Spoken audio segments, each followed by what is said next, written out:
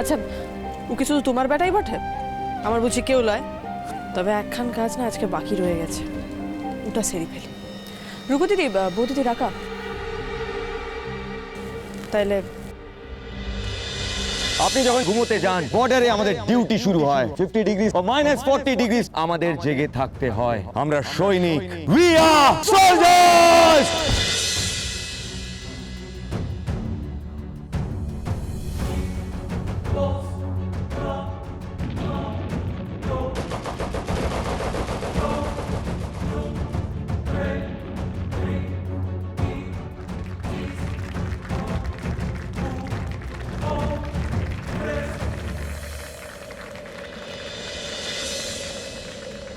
ওসব তো ছাড়ুন, কখনো এমন পরিস্থিতি হয় যে বাড়ির সাথে বা আমাদের নিজেদের মধ্যেই যোগাযোগের কোনো উপায় থাকে না। আমরা তো বাড়ির লোকের খবরই পাই না। মা পড়ে গিয়ে কোমরে চোট পেল কিনা খবর পাই না। বাচ্চাটা পরীক্ষায় ফেল করলো না খুব ভালো রেজাল্ট করলো খবর পাই না। গ্রেনেড আক্রমণে আমার একটা আঙুল উড়ে গেলেও সেই খবর আমার বাড়ির লোক পায় না। বহুদিন বাদে যখন বাড়ি ফিরে খবর পাই যে ছোটবেলার বন্ধু যার সাথে ফুটবল খেলতে খেলতে বড় হয়েছি সে এখন চাকরি পেয়ে অন্য রাজ্যে চলে গেছে।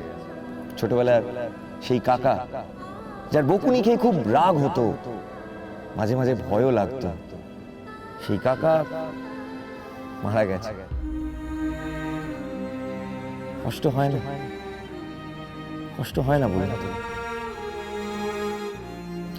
আমরা আপনাদের দুষছি না, কিন্তু আমরাও তো মানুষ, আমাদেরও তো ঘর বাড়ি আছে, ফ্যামিলি আছে, মা বাবা স্ত্রী সন্তান। শত্রুপক্ষের গুলি খাওয়ার আগে পর্যন্ত এদেরই মুখ কিন্তু ভেসে ওঠে। কিন্তু আমাদের তাদের কাছে যাওয়ার উপায় নেই, তারাও আসতে পারে না।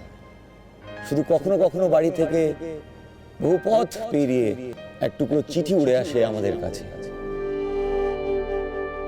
সেই চিঠি নিয়ে আসে এই দাবদাহের মধ্যে এক ঝলক ঠান্ডা বাতাস।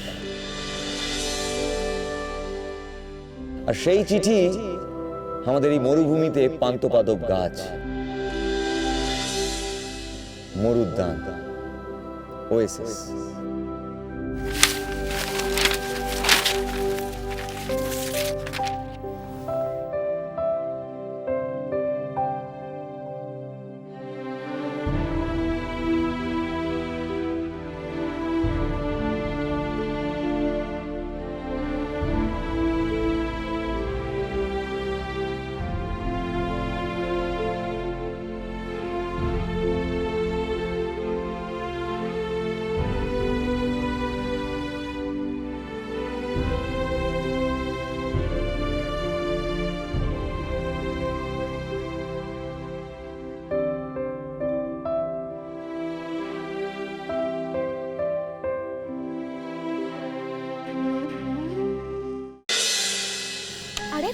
এই তো গান শুরু হয়ে গেছে, এবারে তো আমার পারফরমেন্স। যাই।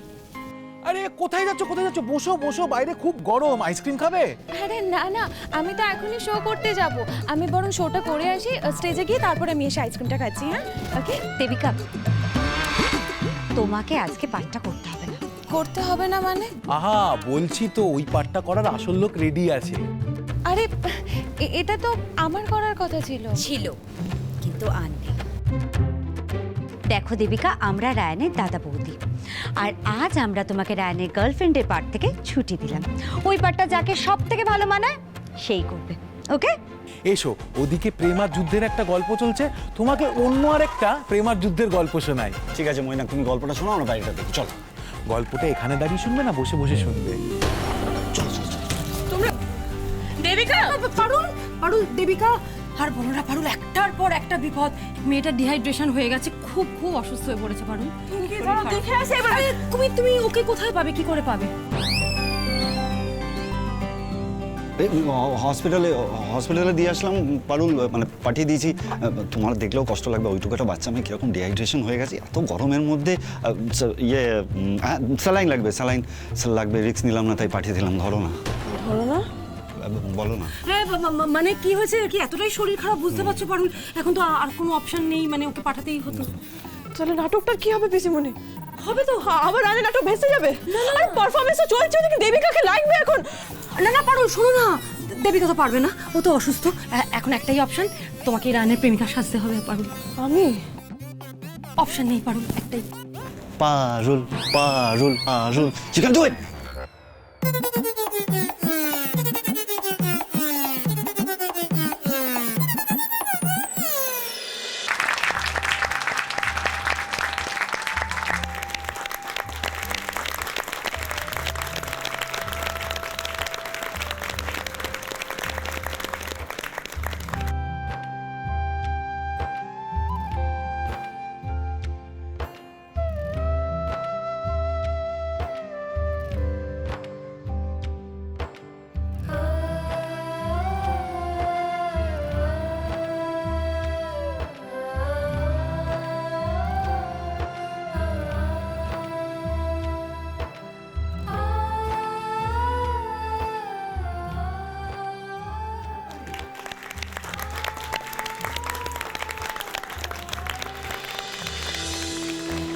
টানা 1 মিনিটের স্ট্যান্ডিং ওভেশন।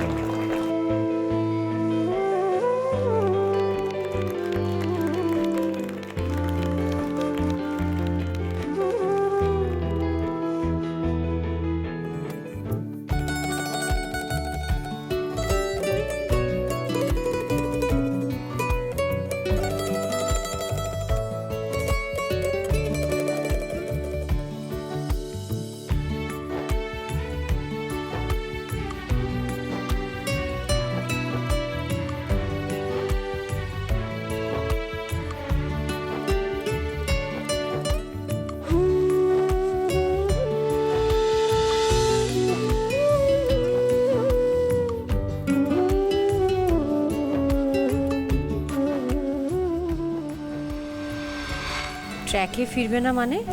এই ছেলে একেবারে ট্র্যাকে ফিরতে বাধ্য। আরে বাবা, এই ছেলের জীবনের গাড়ি সারা জীবনের জন্য পারুলের মতো ড্রাইভারের হাতে পড়েছে। পারুল আমাদের পাকা ড্রাইভার, লাইনচ্যুত হলে পরেও স্টিয়ারিং হাতে ঠিক ট্র্যাকে নিয়ে চলে আসবে। পারুল, তুই আবার আমার ছেলেকে বাঁচালি। ওর মধ্যে যে জীবনী শক্তিটা উজ্জীবিত হলো না, সেটা শুধুমাত্র তোর জন্য। তুই আমাকে আবার ঋণী করে দিলি রে মা। তোর বাবা, তুমি কি যে বলো না। আচ্ছা, ও কি শুধু তোমার বেটাই বটে? আমার বুঝি কেউ লয়? তবে একখান কাজ না আজকে বাকি রয়ে গেছে, ওটা সেরে ফেলি। রুকু দিদি, বৌদিদি রাখা, তাইলে